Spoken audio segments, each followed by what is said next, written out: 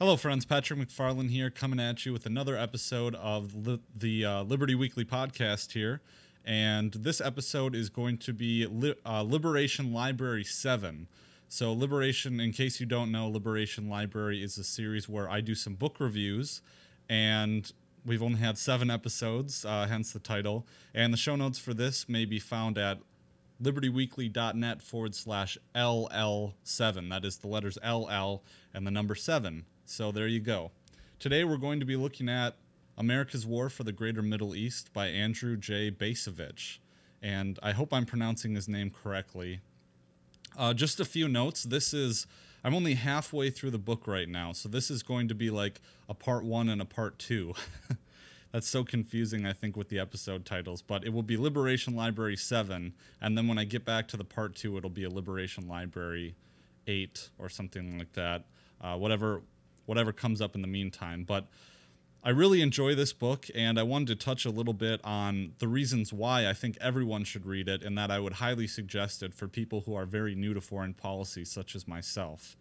And just to kick that off, I think the number one impediment to people really understanding what's going on in the Middle East is that it's such a huge, overly complicated, amorphous topic. And when you listen to commentators like Scott Horton or Kyle Anzalone, who is the resident foreign policy expert at the Libertarian Union, you just get overwhelmed because there's so many names, first of all, and there's so many different groups and parties. And when I first started getting into it, you can actually see the evolution of my understanding. And I don't have the first episode where I started to tackle foreign policy queued up. Maybe I'll show you guys a look at that. But I first tackled the topic in my in my Thought Crime Thursdays series, that is, about Afghani opium. I'll bring that up here. Afghani opium. And so when I was first understanding that, I really didn't understand when the war in Afghanistan started. I had read a little bit of Michel Chossudovsky's book about America's War on Terrorism, and I just kind of got into it. I said, there's U.S. soldiers guarding poppy fields in Afghanistan. They must be doing it for the CIA. And that's an open question, but I really didn't understand the broader context. And you get little snippets of it here and there, but the big, wide picture still remains, like I said, amorphous. And it's really daunting. And one analogy that I found that Kyle Anzalone made that was really helpful was just that this is like Game of Thrones. If you're framing this for someone who is a normie and doesn't care about U.S. foreign policy, doesn't care about history or anything like that, this is like Game of Thrones, except it's more complicated and it's real, as opposed to Game of Thrones, which is all make-believe, but still overly complicated. And with Game of Thrones, maybe it makes sense because you're living it in the book as it happens and everything's laid out for you. Well, with this, it's not laid out for you like Game of Thrones is, where you can watch the movies or watch the TV show and see it unfolding, or you read the books and it's all piecemealed out to you and nice and orderly and neat. Well, one of the problems, like I said, with learning about foreign policy is that it's not laid out to you that way. And I'm going to do a little screen share here if I can. Still trying to figure out the best way to do this. But so as I was referring to just then, and the video version for this, like I said, as always, is available on the show notes page at libertyweekly.net/LL7. But here is my first episode, Thought Crime Thursdays, A Scanner Darkly, the CIA, and Afghani Opium. I would go back and listen to that to hear maybe some of my initial understandings of the conflicts, especially the conflict in Afghanistan. I lay out how the Taliban was formed with Zbigniew Brzezinski and the Mujahideen, and us goading the Russians into invading Afghanistan in the 1980s. And so that was my little kernel of understanding at the time. And you can see it go further on my episodes with Kyle Anzalone and Foreign Policy Focus. And if you just follow it, you can see here's all the episodes that have Kyle in them. I first cited him in episode 11, and that was before I even knew him. So, and then I came to know him afterwards. He'll get a kick out of this episode. The first one, so there was a Saudi shakeup, and you can see that I don't really understand all the pieces, and Kyle's just this deluge of information, and I'm like, just trying to hang on. And then so first we did the Great Saudi shakeup that happened with Mohammed bin Salman, the son of he's one of the Saudi princes. And then we did Iran, the Iran protests with Shaheen. Then we did the Operation Olive Branch as it was first unfolding, the Turkish invasion of northern Syria. And then we tackled the Afghani opium problem and the large crop that came in this year that signals a large spring offensive for the for the Taliban and the Pashtun in southern Afghanistan. So you get my kernel of understanding. And I guess the big point that I wanted to make with this book, going back to the book, is that this sets it all out in a logical, orderly way. I mean, I don't know. Andrew Bacevich is very critical of our interventionism. He is a former Army colonel, and I'll get to that. Here's his Wikipedia page just as I'm talking about him. So if I zoom in, maybe you can read it. But he is very critical of our policy. I don't think he's a libertarian. It looks like he's a conservative, an anti-war conservative. But he sets it all out, and he's critical of it. But it is a great introduction, starting with 1980. It all kind of centers around with the United States supporting Israel in the October War, and therefore the oil crisis that struck the United States in the 1970s. And then later you have Jimmy Carter realizing he chastises the American people about our consumption of oil, and that he wants to, have with Russia invading, or the Soviets invading Afghanistan, he comes up with the Carter Doctrine, which basically paves the way for all of our interventionism in the coming years and in the Middle East, and basically treating the Persian Gulf like our own pond.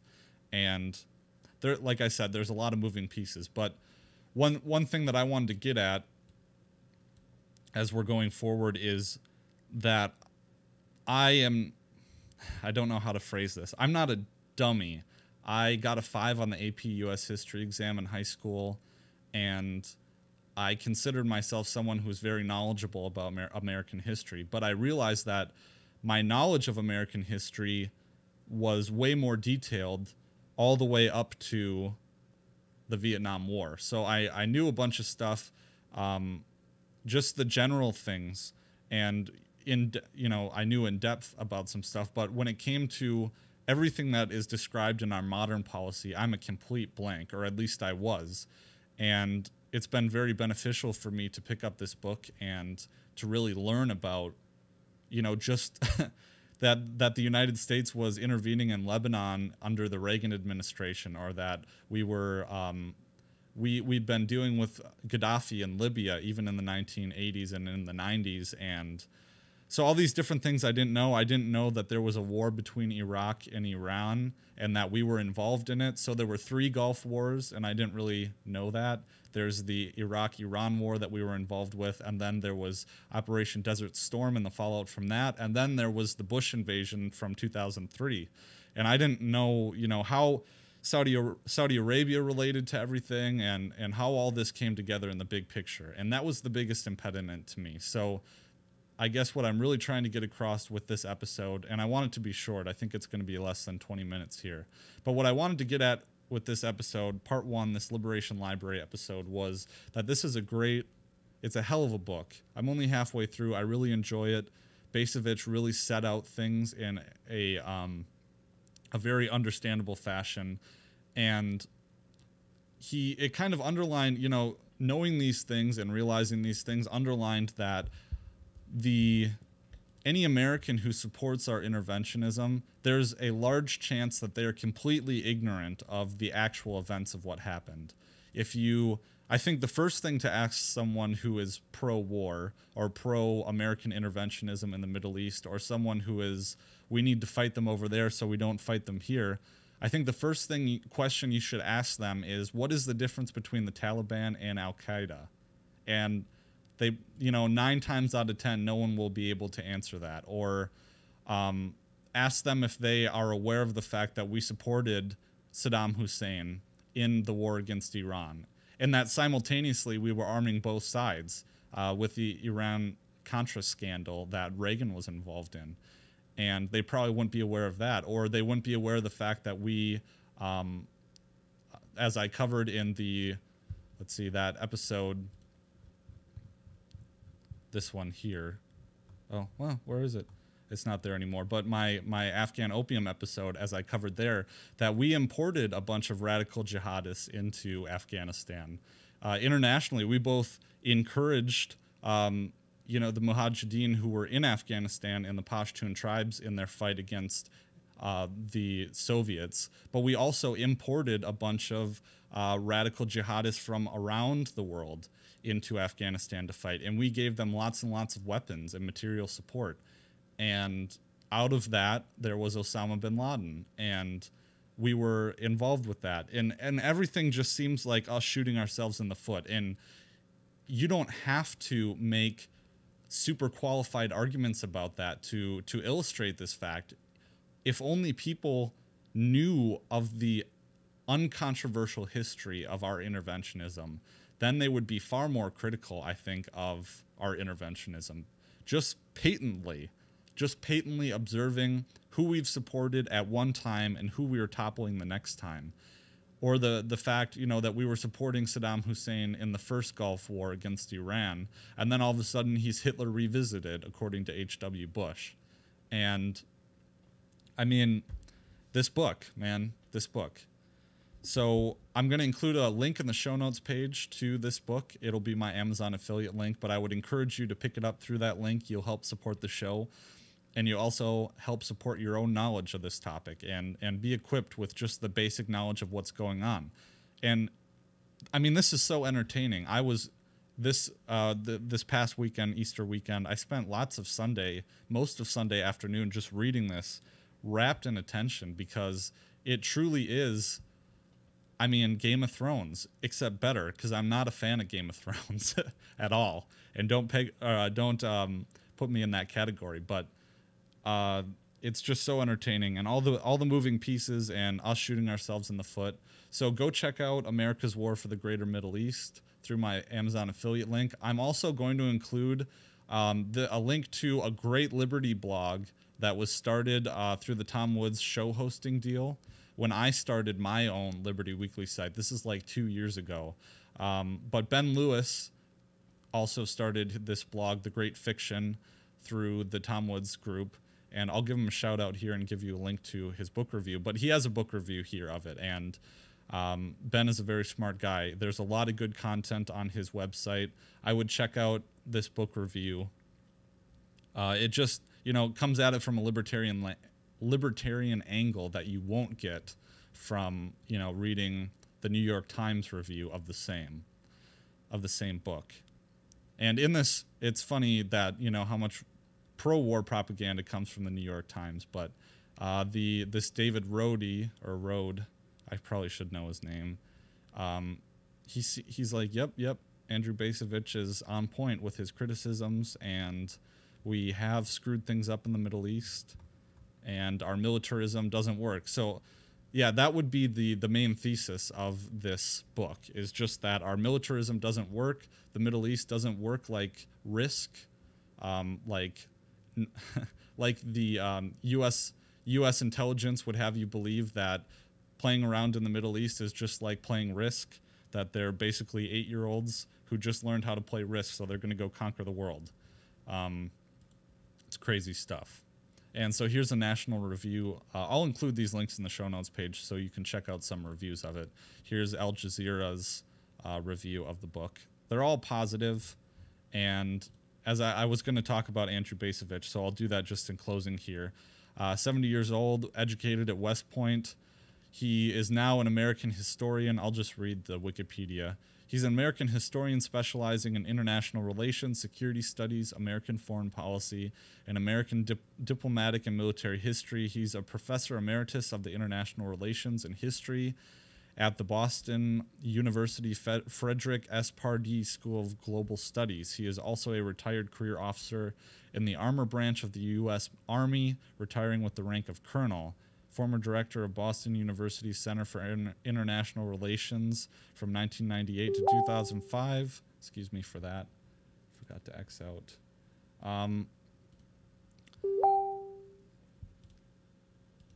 2005, now part of the, so he's been a persistent vocal critic of the U.S. occupation of Iraq, calling the conflict a catastrophic failure. So you'll get some of that in the book. In March 2007, he described George W. Bush's endorsement of such preventative wars as immoral, illicit, and imprudent. His son, Andrew Bacevich Jr., also an Army officer, died fighting in the Iraq War in May 2007. So, good stuff. He's very knowledgeable, and glowing recommendation from me. I'm going to be giving my final review, as I said later on, when I finish the book, and then maybe I can do an outline of the contents of the book. But definitely go check it out. I mean, just from the first 160 or I think, yeah, 160 pages, I've learned a wealth of things that provide me the background knowledge to understand what Scott Horton and Kyle are talking about when I talk with them. So definitely get this book before you get anything else, especially if you're a noob, such as me. So, well, that's all. That's my Monday edition. I'm planning on being back Wednesday morning and Friday morning, as is the new style of the show now. Just wanted to recap a few housekeeping matters. Ways to support the show through that Amazon affiliate link, libertyweekly.net/Amazon. Also, let's see, what else? Patreon.com/libertyweekly. You can get tons of great benefits. I think there's 40 archive posts that you'd get access to just by becoming a patron. There's also access to the Rothbard repository, which is an indexed and searchable repository of Murray Rothbard lectures.